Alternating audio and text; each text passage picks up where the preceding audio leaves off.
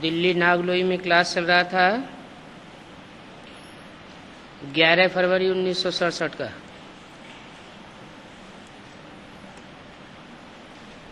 बात चल रही थी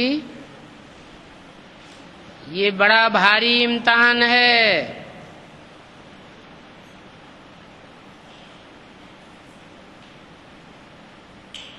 जैसे बोलते हैं ये बड़ी भारी महाभारी महाभारत लड़ाई है, ऐसे बोला ये बड़ा भारी इम्तिहान है।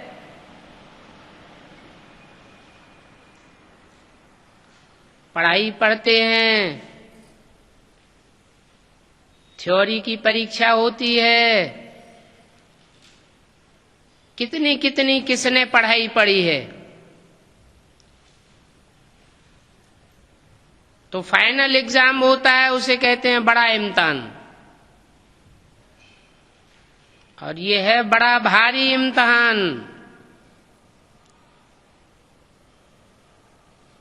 फाइनल परीक्षाएं चालू हो रही हैं।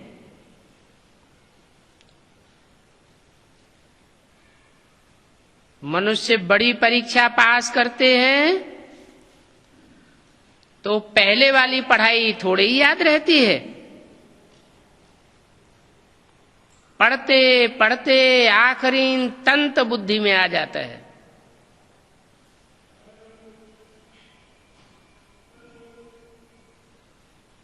यहां भी आखिरी कौन सा तंत बुद्धि में रह जाएगा?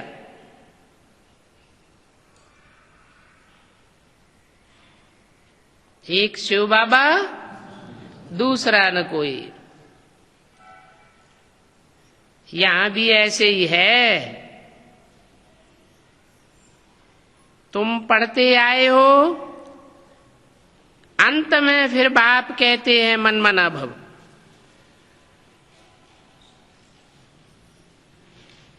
मेरे में मन लगा, अपने मन को मेरे में समा दे।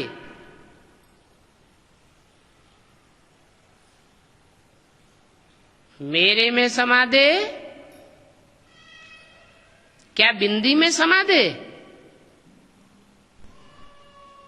अगर बिंदी में समा दे तो सब परमधाम वासी बन जाएंगे 5000 साल के लिए।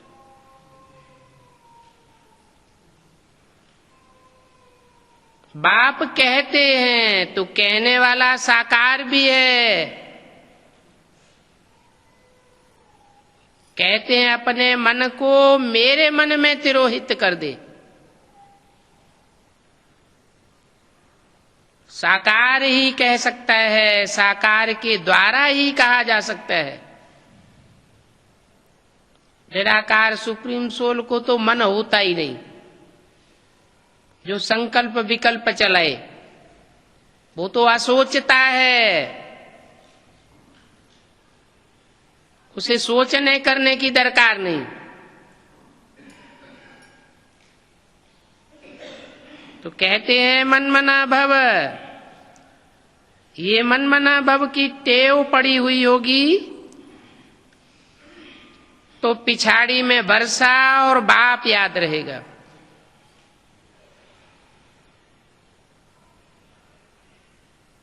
मुख्य है यह बात, और है कितनी सहज। उस पढ़ाई में भी अभी तो पता नहीं क्या क्या पढ़ते रहते हैं। जैसा राजा होता है वैसी ही वहां की रस्म रिवाज होती है।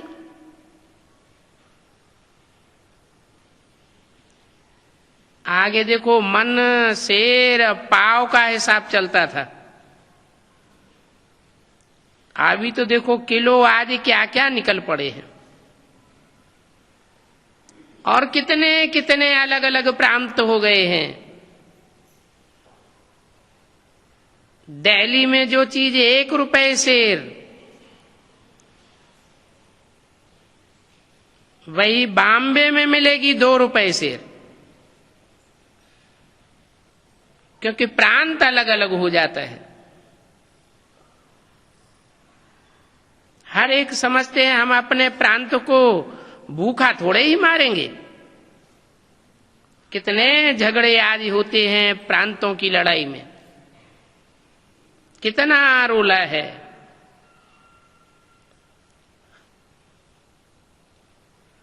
पहले राजाई थी, राजाएं होते थे तो प्रांत आदि का कोई रोला नहीं था। अभी देखो हो गया है,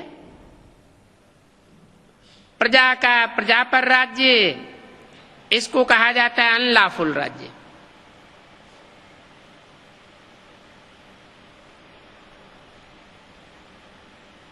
अनलॉफुल राज्य क्यों कहा प्रजा के ऊपर प्रजा का राज्य?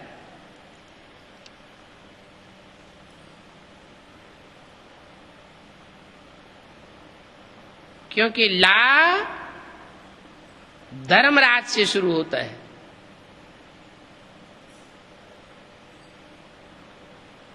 ऊंचे ते ऊंचा ला जानने वाला,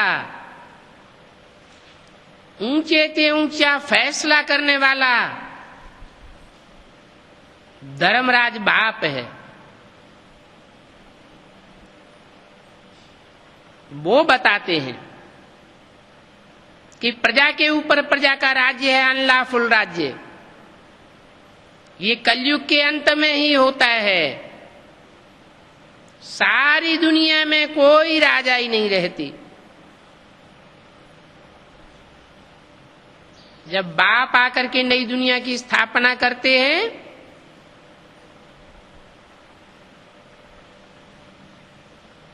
तो सारी दुनिया में एक ही राजाई, राजा के राज्य की स्थापना करते हैं।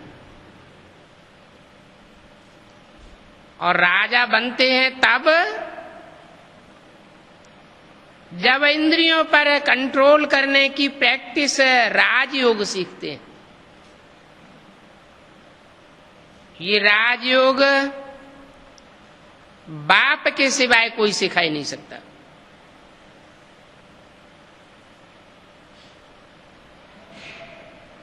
जो बाप के असली बच्चे हैं वो बाप के असली मददगार बनते हैं।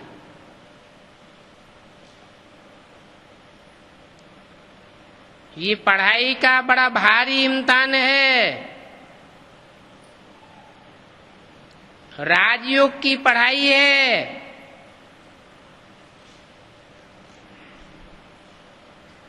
बड़े ते बड़े और छोटे ते छोटे राजाएं यहां बनते हैं।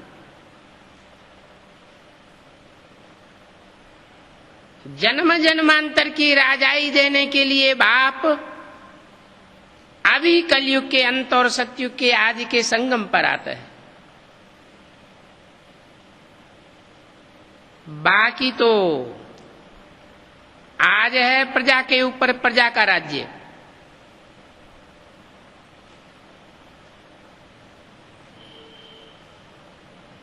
ये अनेक मनुष्य गुरुओं के द्वारा सिखाई हुई अंतिम चीज है। सब अधीन हो जाते हैं। प्रजा माना ही अधीन और राजा माने स्वाधीन। बाप आकर के स्वाधीन बनाते हैं।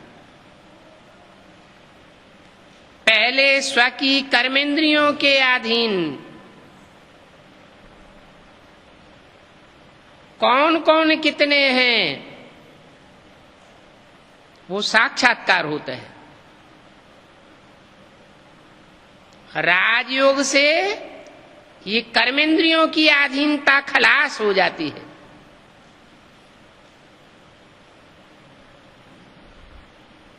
कर्मेंद्रियों की अधीनता जब खलास होती है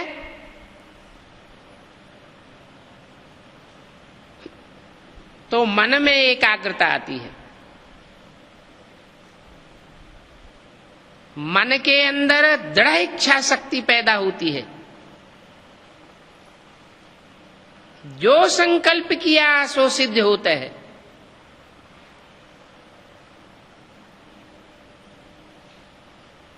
अभी तो सिखाने वाले गुरु ही अनलॉफुल हैं, अनराइटियस हैं। बाप लॉफुल राजाई स्थापन करते हैं। प्रजा के ऊपर प्रजा के राज्य को कहा जाता है अनलॉफुल, अनराइटियस, इररिलीजियस, इंसॉल्वेंट। भारत सतयुग में कितना सॉल्वेंट था। अभी देखो 84 का चक्कर लगाते लगाते सब इंसॉल्वेंट बन गए। कहा जाता है हीरे जैसा जन्मा मोलक, कौड़ी बदले खोया है।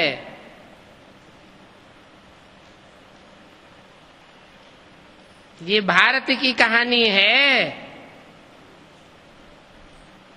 बाप कहते हैं तुम कौड़ियों की पिछाड़ी क्यों मरते हो।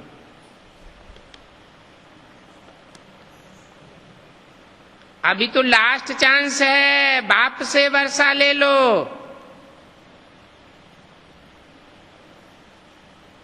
पावन बनेंगे तो वर्षा मिलेगा, पावन नहीं बनेंगे तो वर्षा भी नहीं मिलेगा। बुलाते भी हो, हे पतित पावन आओ, आकर के पावन बनाओ।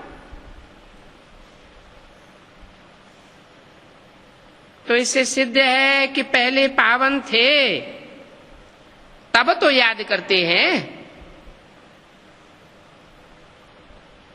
नहीं तो याद क्यों करते हैं, बुलाते क्यों हैं।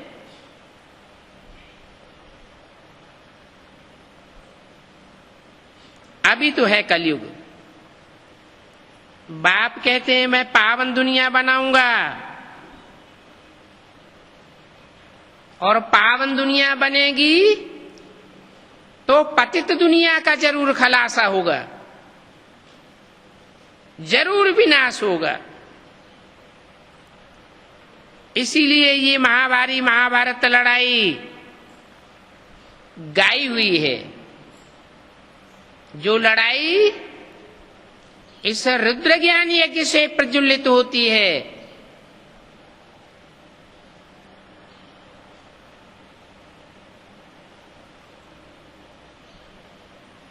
रुद्र को भगवान कहा जाता है।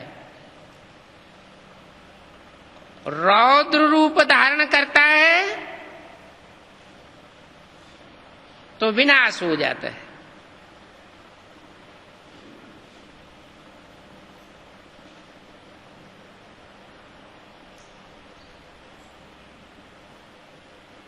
ड्रामा में ये विनाश होने की नूद है। पहले पहले तो बाबा को साक्षात्कार हुआ,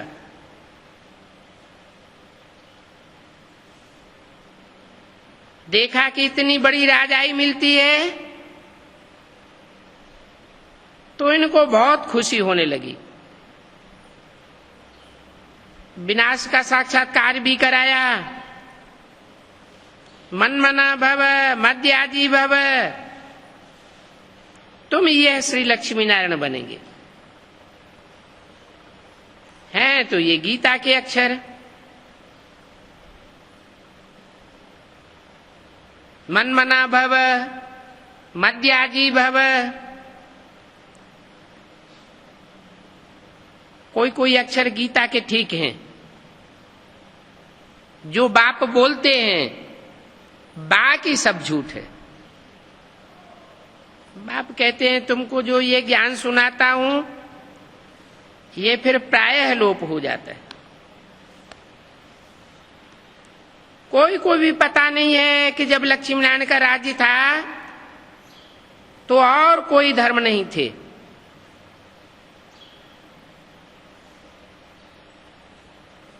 जब और कोई धर्म ही नहीं था तो आबादी भी जरूर थोड़ी होगी।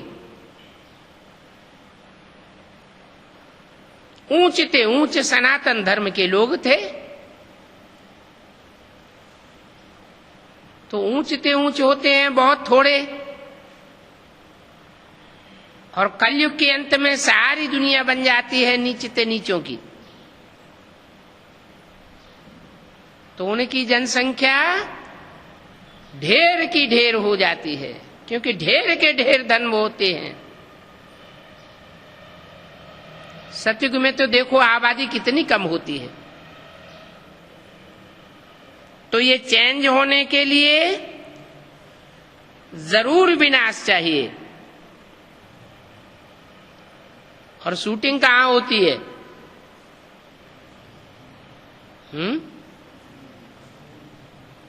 विनाश की भी और स्थापना की भी शूटिंग कहाँ होती है?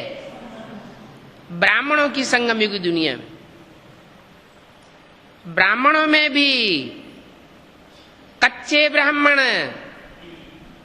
कच्ची कच्ची पढ़ाई पढ़ते हैं, और पक्के ब्राह्मण जो पक्की पक्की ज्ञान की पढ़ाई पढ़ते हैं।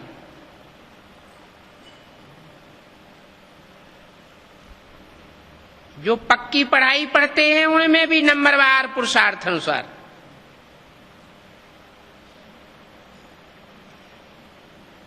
एडवांस नॉलेज में भी नंबरवार पुरुषार्थ अनुसार।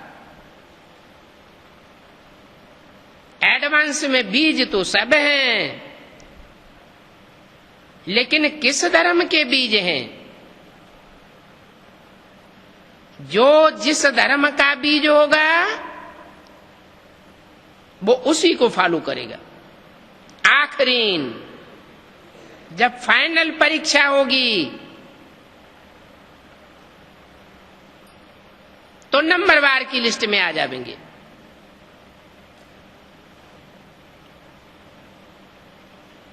तो जरूर जो ऊंचे ते ऊंचे सूर्यवंश है उसका फाउंडेशन लगाने वाले बहुत थोड़े बचेंगे।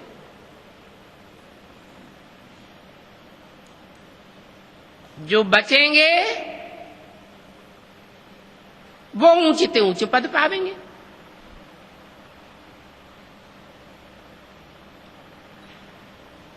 पहले बचते हैं 8, फिर बचेंगे 108।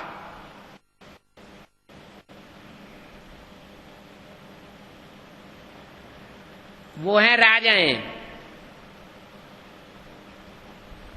जिन्होंने राजयोग की पूरी पढ़ाई पढ़ी। उनमें भी नंबरवार।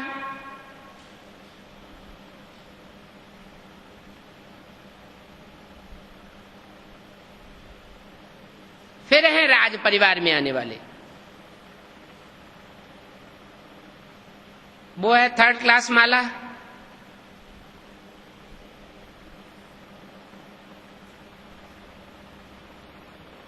सेकंड क्लास कहो, फर्स्ट क्लास है 108। 8 तो पास विधानर है।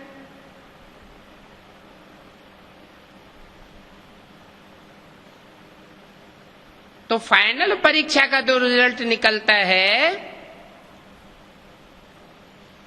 उसमें सब थोड़े ही आ जाएंगे।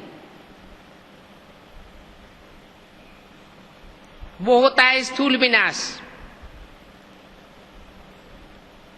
और यहां ब्राह्मणों की संगम युग दुनिया में होता है सूक्ष्म विनाश। बाप को पहचानते हैं, निश्चय बुद्धि बनते हैं तो जैसे जिंदा हुए,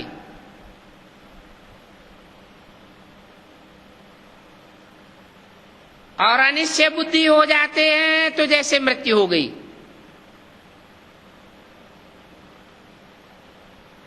कोई की मृत्यु होती है तो दूसरे बाप के यहां जन्म लेना पड़ता है, बाप बदल जाता है। यहां भी ऐसे है। इसलिए बोला ये बड़ी से बड़ी भारी इम्तिहान है।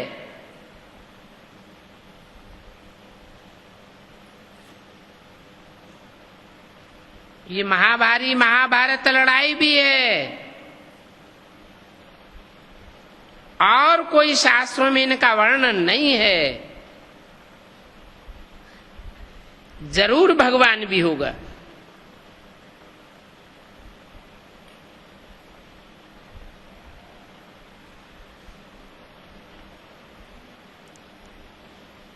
अब कृष्ण तो भगवान हो न सके।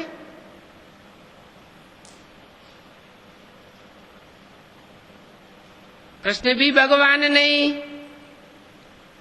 विष्णु भी भगवान नहीं, ब्रह्मा भी भगवान नहीं, कोई भी 33 करोड़ देवताएं भगवान की कोटि के नहीं कहे जाते। भगवान तो ऊंचे से ऊंचे एक है,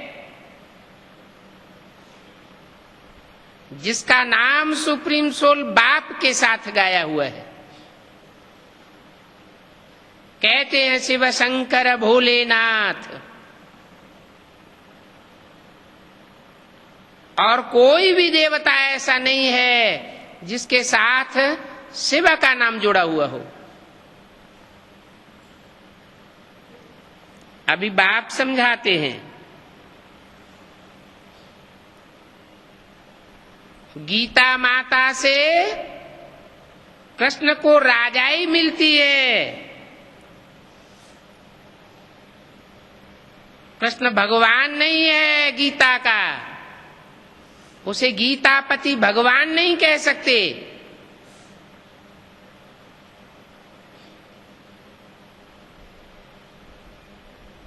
भगवान तो एक है।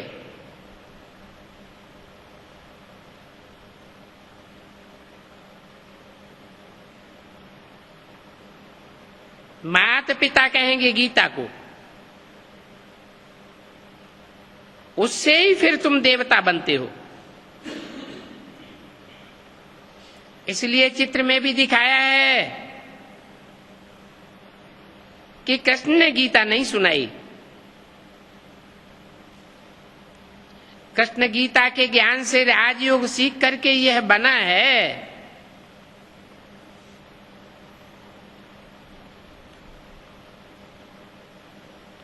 कल फिर कृष्ण होगा।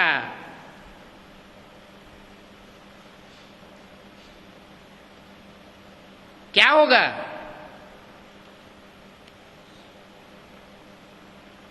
नारायण होगा।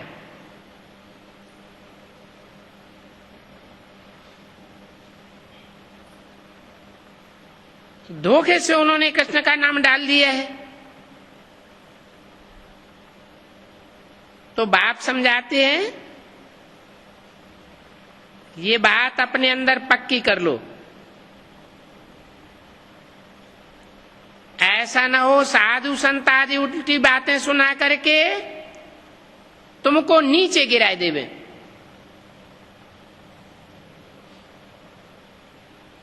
तुम्हारी बपौती बदल जाएगी।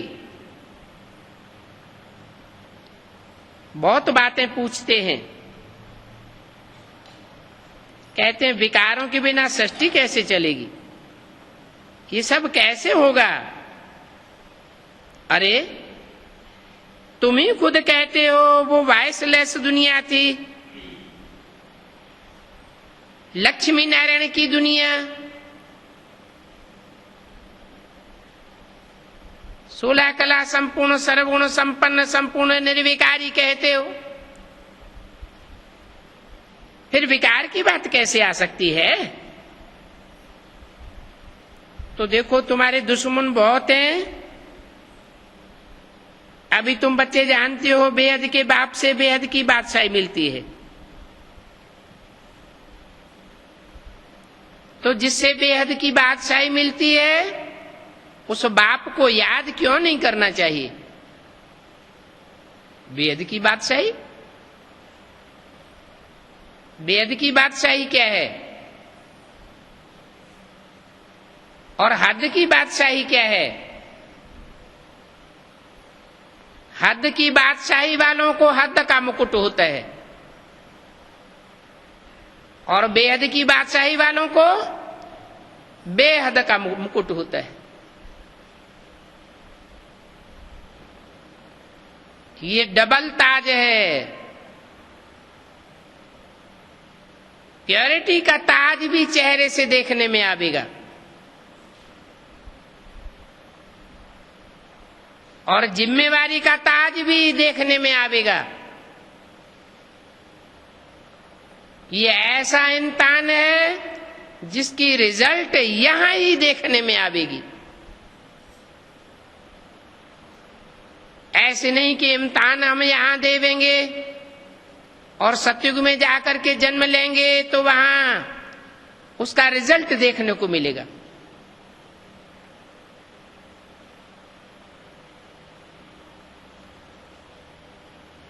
तो ऐसे बाप को बहुत याद करना चाहिए।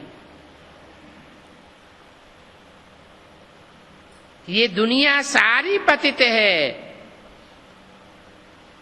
पतित दुनिया में सब पतित होते हैं और पावन दुनिया में सब पावन होते हैं।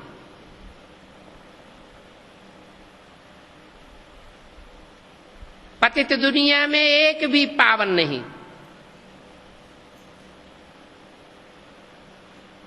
एक बाप ही वर प्योर गाया हुआ है जो आकर के पतितों को पावन बनाते हैं। पहले बुद्धि पावन बनती है।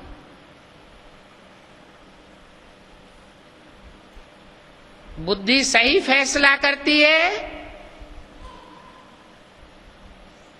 तो मन रूपी ब्रह्मा भी पावन बनता है।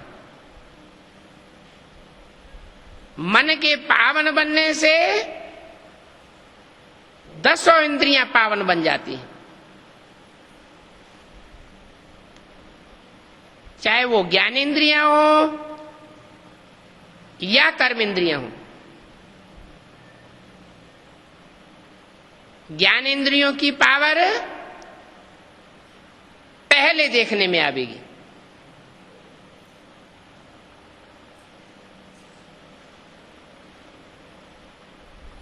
वाचा तीक्ष्ण होती चली जाएगी।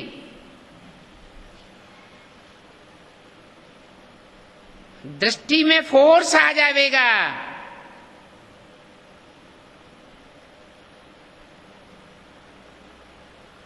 कानों में वो पावर आ जाएगी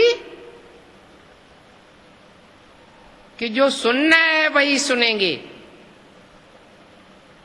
जो नहीं सुनना है सुनते हुए नहीं सुनेंगे।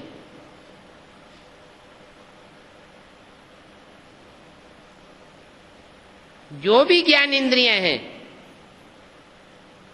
जैसे बाप सिखाते हैं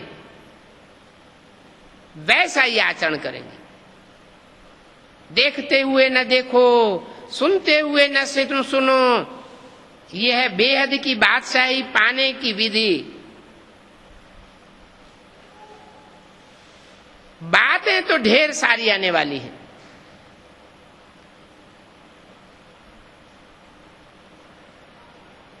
बातें आवेंगी, बुद्धि को भ्रम आवेंगी, लेकिन जिनकी बुद्धि में एक बाप बैठा हुआ होगा उनको बाप की बातें याद आवेंगी। बाप क्या कहते हैं और मनुष्य क्या कहते हैं, अंतर स्पष्ट समझ में आ जाएगा।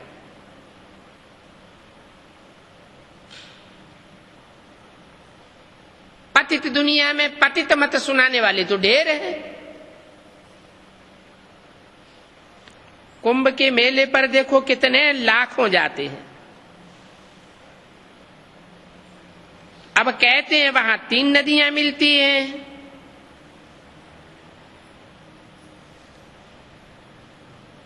तीसरी नदी गुप्त दिखाते हैं। ये भी झूठी बात है। गुप्त नदी होती है क्या?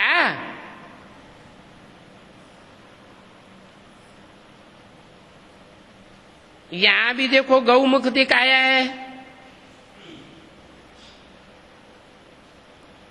कहते हैं गंगा गौमुख से आई।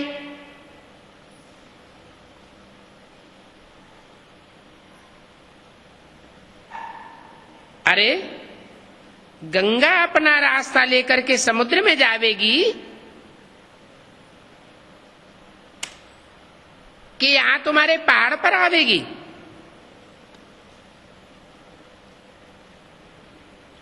गंगा तो ऊपर से नीचे की ओर जाती है।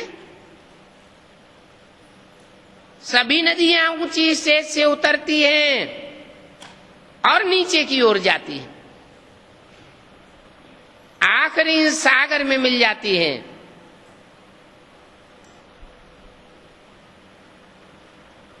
भक्ति मार्ग के कितने पक्के हैं।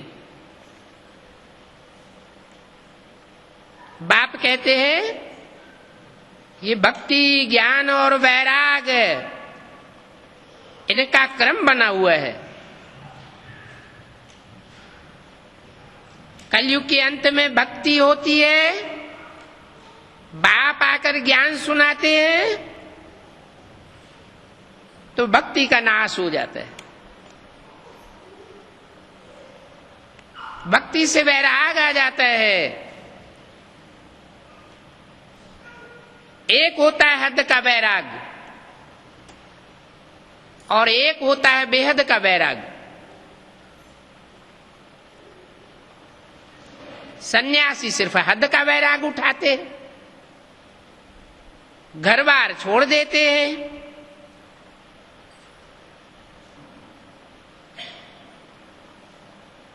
स्थूल रूप में देखने में आता है ये बड़े वैरागी हैं, लेकिन मन बुद्धि से वो ही सब याद आता रहता। तुम्हारा फिर बेहद का वैराग है। तुम स्थूल में कुछ भी छोड़ते नहीं हो, लेकिन मन से वैरागी हो जाते हो। मन तुम्हारा संसार के पदार्थों में, संसार की बातों में, संसार के संबंधियों में मन रमायमान नहीं होता है। जिसको कहते हैं देखते हुए न देखना और सुनते हुए न सुनना, ऐसे सभी इंद्रियों के लिए ये बात लागू होती है।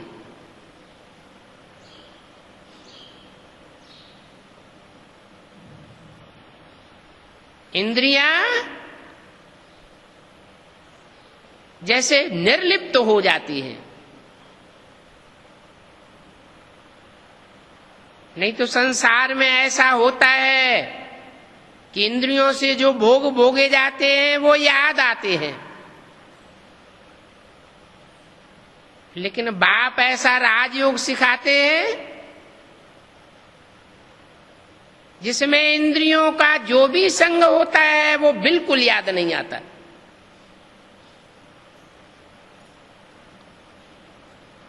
एक बाप ही याद आवे।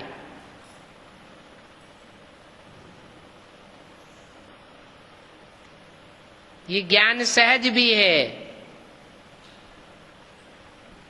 फिर अगर नियत ठीक नहीं है, नियत खराब है,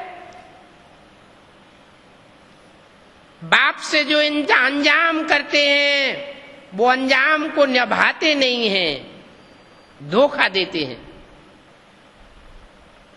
तो ज्ञान बड़ा कठिन हो जाता है। और योग तो है ही कठिन। जब ज्ञान बुद्धि में फिट नहीं बैठता तो याद भी मुश्किल हो जाती है। जिनके लिए ज्ञान सहज है उनके लिए याद भी सहज है। जो चीज सहज होती है वो निरंतर हो जाती है।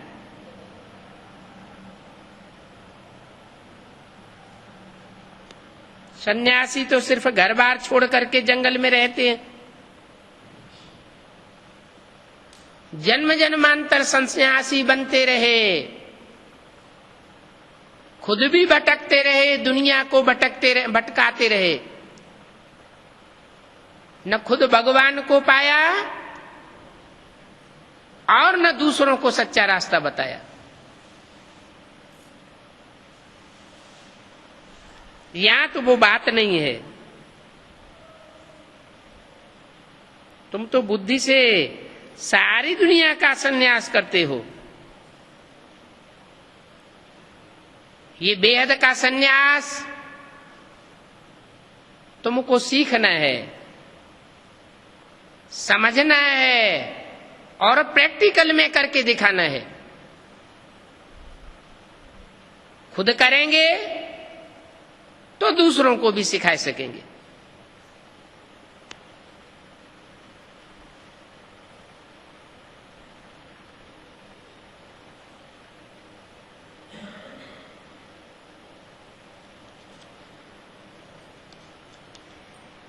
अच्छा, बच्चों को गुड मॉर्निंग।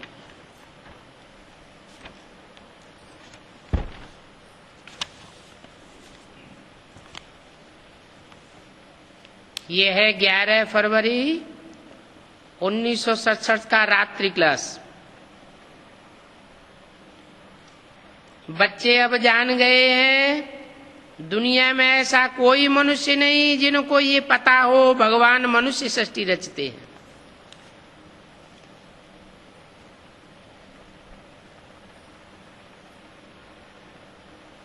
एक भी नहीं है सिवाय तुम ब्राह्मणों के।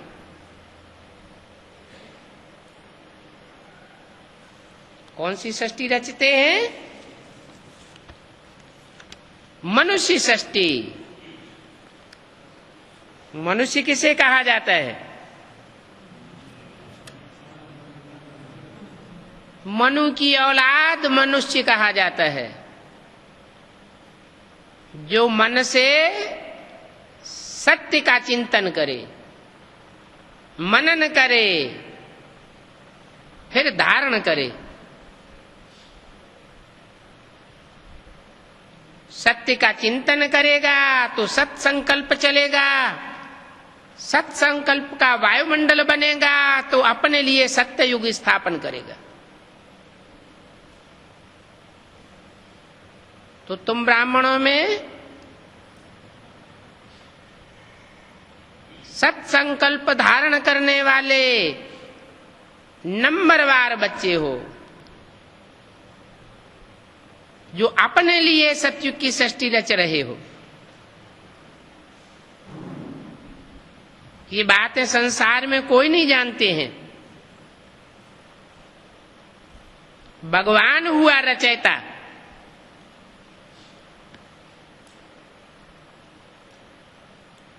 रचयिता साकार होता है या निराकार? रचयिता साकार होगा तो रचना भी साकार होगी।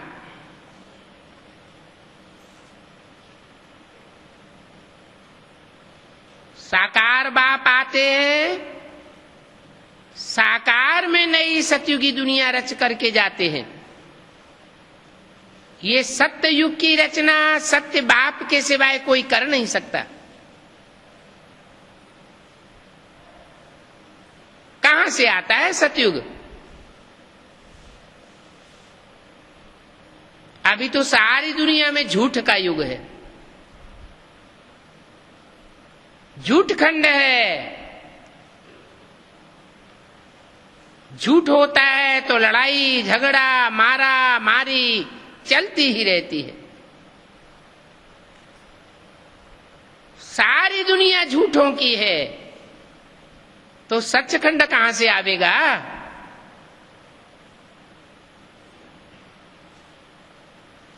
जरूर सत्य बाप को आना पड़े। सिख लोग कहते हैं सत श्री अकाल। वो ऐसा सत्य है कि उसको और उसके बच्चों को काल खा नहीं सकता। बाप भी सत्य है, बाप के बच्चे भी सत्य। सत्य बाप आकर के सचखंड की स्थापना करते हैं और सचखंड में बाप के सच्चे बच्चे ही राजाई पाते हैं।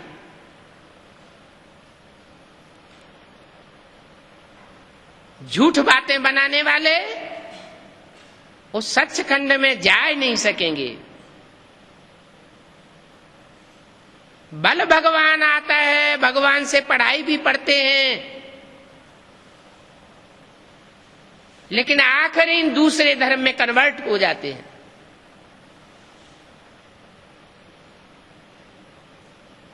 एक बाप को नहीं पहचान पाते। कोई तो ऐसे हैं एक धर्म से दूसरे धर्म में, दूसरे धर्म से तीसरे धर्म में, चौथे धर्म में कन्वर्ट ही होते रहते हैं। उनका एक धर्म पिता पक्का नहीं हो पाता।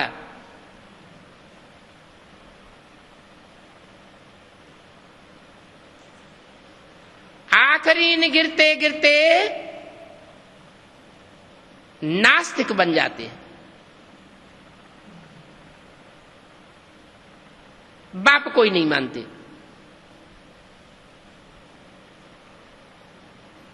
अब ऐसा दुनिया में कोई होता है जो बाप के बिगर पैदा होता हो?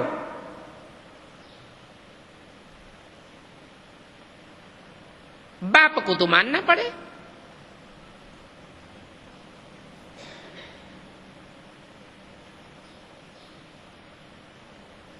तो जो बाप है, बाप से वर्षा मिलता है। ऊंचते ऊंचे बाप है तो ऊंचते ऊंचे वर्षा मिलता है। ऊंचते ऊंचे ये शब्द ही जाहिर करता है कि नंबरवार नीचते नीच बाप भी हैं।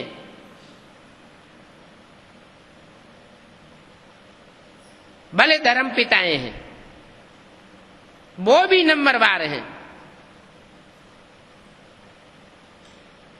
भले उनको ग्रेट फादर कहा जाता है, महान धर्म पिताएं, लेकिन वो भी नंबरवार हैं। अव्वल नंबर बाप आकर के अल्लाह अव्वल दीन की स्थापना करते हैं। दीन माना धर्म।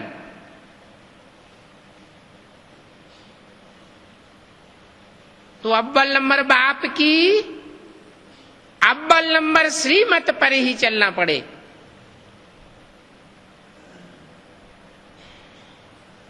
ऐसी श्रीमत का जो उल्लंघन करते हैं,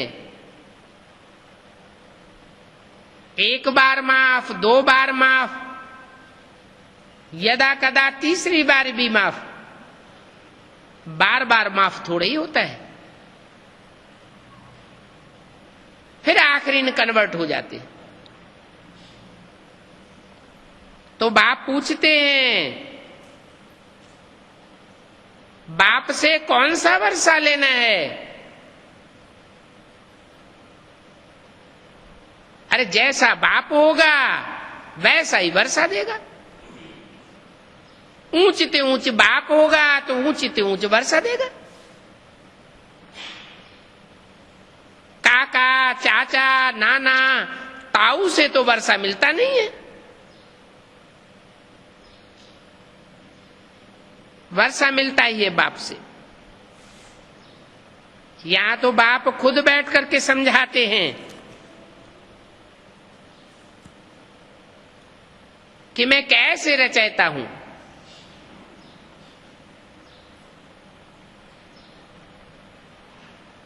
कैसे शब्द ये जाहिर करता है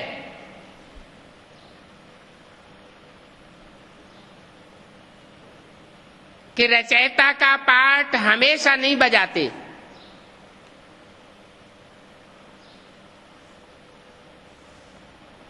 सुप्रीम सोल ज्योति बिंदु के रूप में ऊंचते ऊंचे धाम में जब रहते हैं 5000 साल, तो उस समय उनको रचयिता नहीं कहा जा सकता। ऐसे नहीं कि वो बिंदु बिंदु आत्माओं का रचयिता है, क्योंकि आत्माएं भी अनादि हैं और उन बिंदु बिंदु आत्माओं का बाप भी अनादि है। अनादि है तो रचने का सवाल ही नहीं।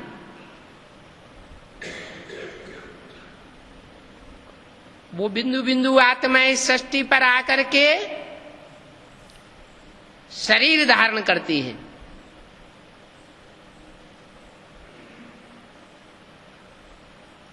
उनको जीव आत्मा कहा जाता है, जीवित आत्मा। जीवित माने कुछ काम धाम करने योग्य, बोलते चालते को जीव कहा जाता है।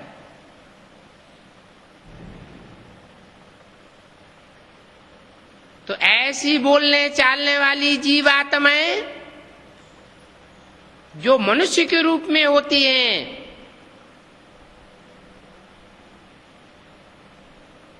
उनकी नई दुनिया आकर के बनाता है, सच्ची दुनिया आकर के बनाता है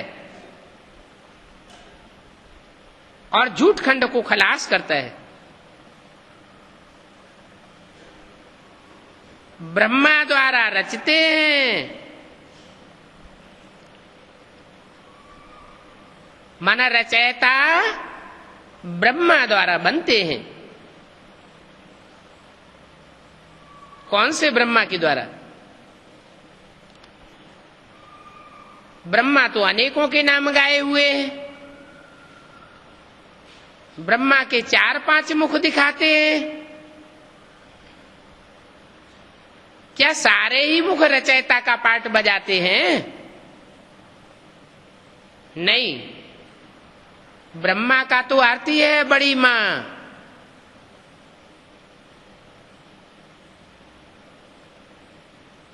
मां एवरलास्टिंग रचयिता नहीं होती, मां भी रचना है।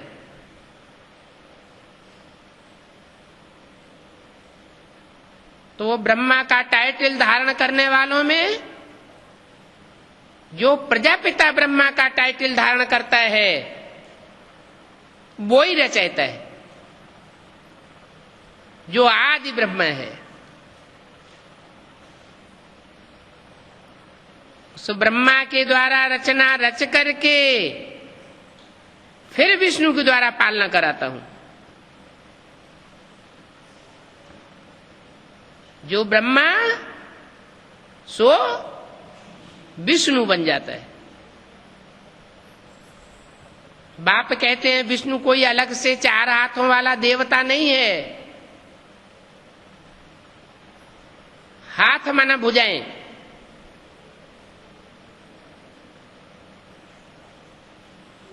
जो भुजाओं के रूप में विशेष सहयोगी बनने वाली आत्माएं हैं,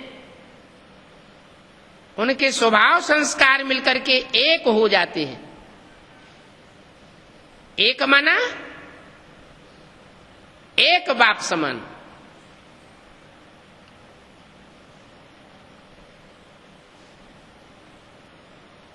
तो ऐसे प्रजापिता ब्रह्मा से ब्राह्मण ब्राह्मणियों को रच करके फिर इनको पढ़ाकर फिर इनको पद प्राप्त कराता हूं। कितनी बार फिर बोला?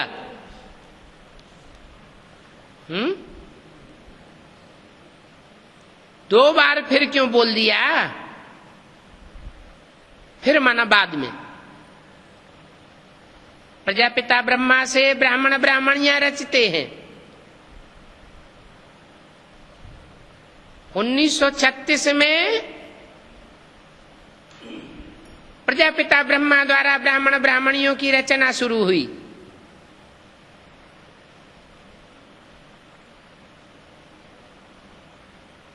उसके बाद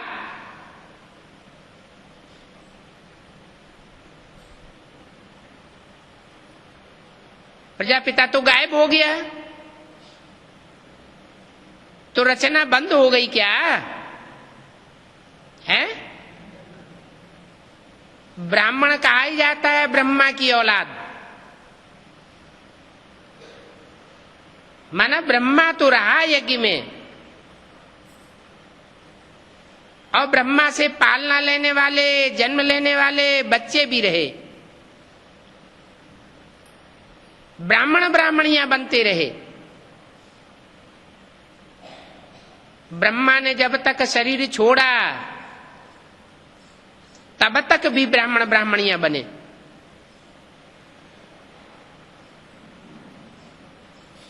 शरीर छोड़ने के बाद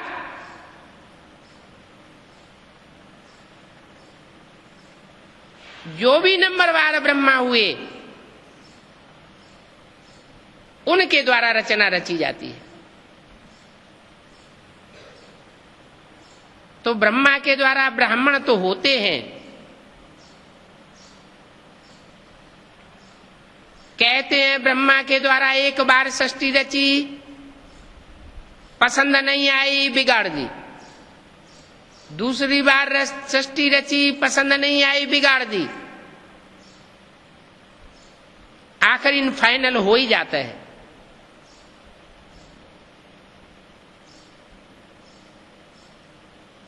तो आखिरी ब्राह्मण रचे जाते हैं, पक्के पक्के ब्राह्मण बनते हैं। फिर उनको पढ़ा करके फिर पद प्राप्त कराते हैं।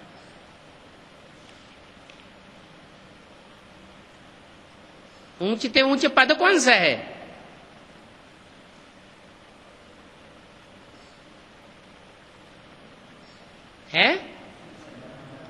नर से नारायण, नारी से लक्ष्मी, लक्ष्मी नारायण, जिनको विष्णु कहा जाता है।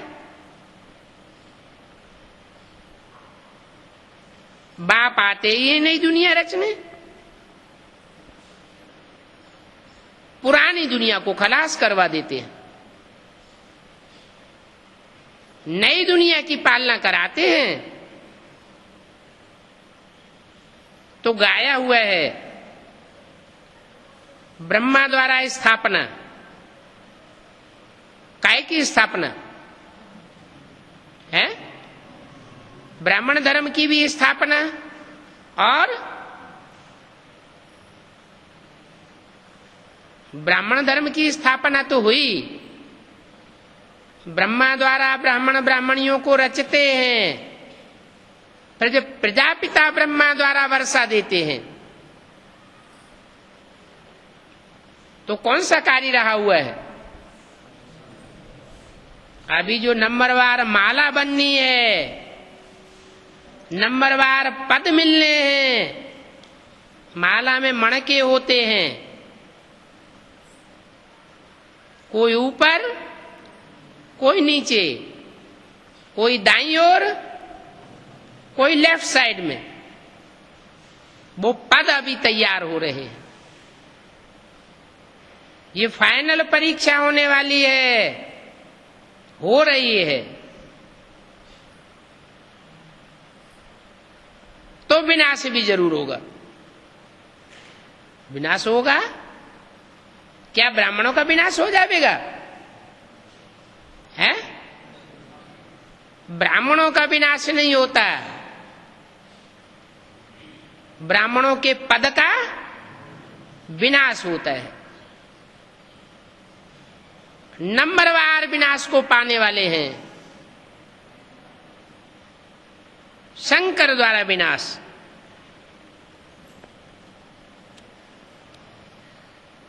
शंकर द्वारा विनाश,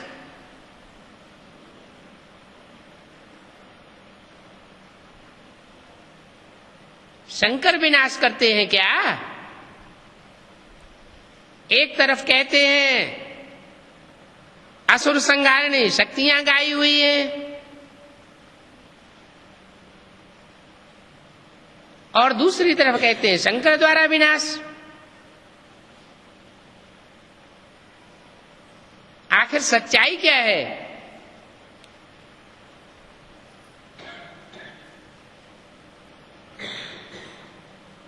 जरूर शक्तियों को प्रेरणा मिलती है,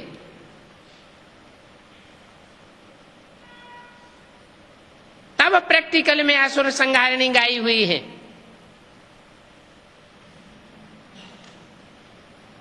शंकर को तो योग में बैठा हुआ दिखाया जाता है। इसलिए मुरली में कहते हैं शंकर क्या करता है? कुछ भी नहीं। कर्मेंद्रियों से तो कोई काम करता हुआ नहीं दिखाते।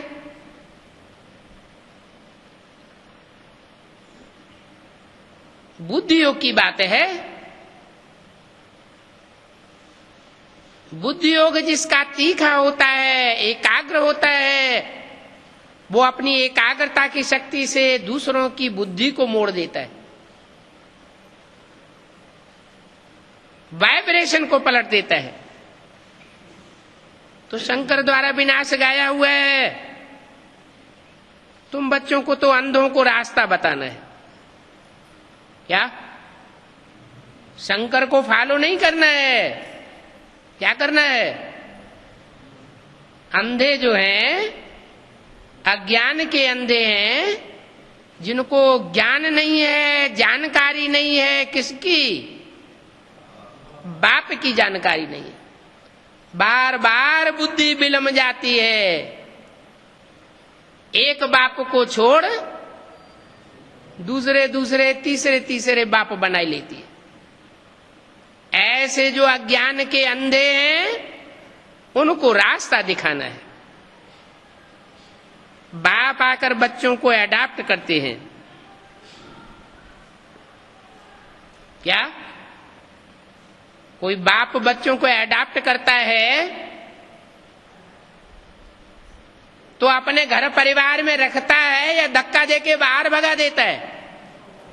हैं? रखने के लिए तैयार रहता है ना, धक्का तो नहीं देता कि अभी तुम अपनी जिंदगी बाहर बनाओ, फिर जब टाइम होगा तो हम तुमको बुला लेंगे। नहीं, बाप कहते हैं मैं जिन बच्चों को अडॉप्ट करता हूं उन सब की परवरिश करने के लिए तैयार हूं। आखिरी कितने बच्चे पलेंगे? जब फाइनल परीक्षा पूरी होगी तो कितने बच्चे आबू अब्बा के घर में पलेंगे?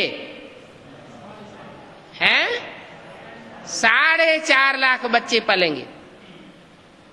वो 4.5 लाख तो साकार में आंखों से दिखाई पड़ेंगे, और उनमें कोई अव्यक्त बच्चे भी हैं जो उन साकार में आकारी रूप में घुसे हुए रहेंगे। तो कितने टोटल की पालना होगी? 9 लाख की पालना होगी। एक चूल्हे की पालना होगी, एक परिवार होगा, एक बाप होगा, एक मत होगी, एक धारणा होगी।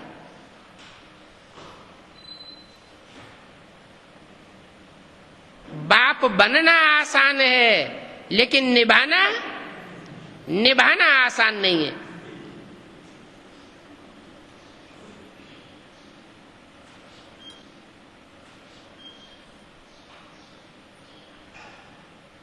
आसान है तो उस ऊंचते ऊंच बाप के लिए आसान है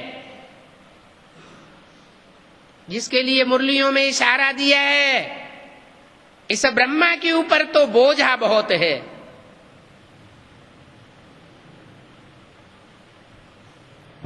तुम बच्चों के लिए तो बहुत आसान है।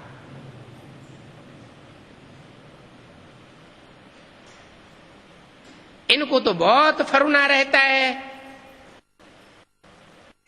कि बच्चों की पालना करनी है, बुद्धि चलती रहती है। तुम तो बेगमपुर की बात है, तुमको पालना आदि का फिक्र नहीं रहता है। ऑटोमेटिक पालना होती रहती है। तुम्हारे 63 जन्मों का हिसाब ऐसा बना हुआ है।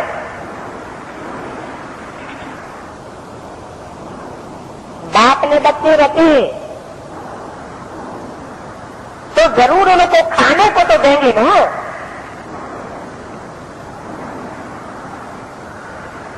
यदि ये कहेंगे अभी थोड़ा रुको,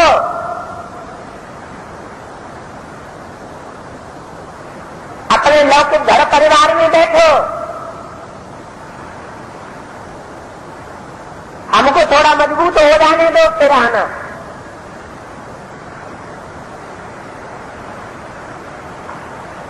यहाँ तो ऐसे ऐसे डुप्लीकेट भगवान बन करके तैयार हुए पड़े हैं। तो कहते हैं प्रैक्टिकल पालना वही लो और वहीं रह करके पालना लो हमारी, बौद्धिक रूप से सेवा उधर करो और खुशी का मेवा इधर देते रहो। जैसे मुसलमान होते हैं ना, रहते हैं दूसरे दूसरे देशों में, खास करके भारत में तो बहुत ही मुसलमान है, 50%, 30% तो जरूर होंगे। रहते हैं भारत में और गीत कहाँ के गाते हैं? साहबा के गीत गाते हैं।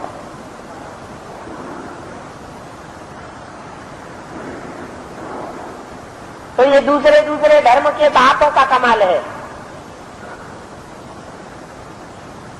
अपनी जनरेशन को अपने धर्मखंड में पालना नहीं दे पाते।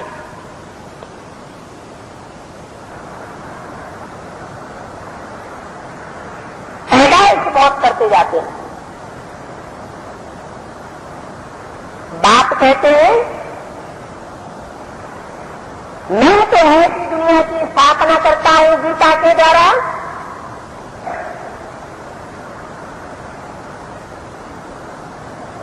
तो बहुत थोड़ी जनसंख्या रह जाएगी। मुझे ढेर के ढेर नहीं चाहिए, एक्यूरेट श्रीमत पर चलने वाले चाहिए।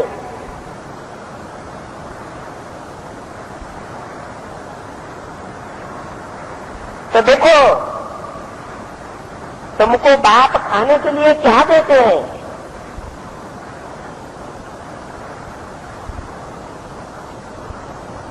तुम क्या खाते हो? मैं यहां का यहां तुम्हारा लिया हुआ वापस भी करूंगा। जो भी लेते हैं सब वापस करूंगा और ब्याज में 21 जन्म के लिए देता भी हूं। तो कितना बड़ा ब्याज मिलता है। इतना ब्याज और कोई दे नहीं सकता। ओम शांति।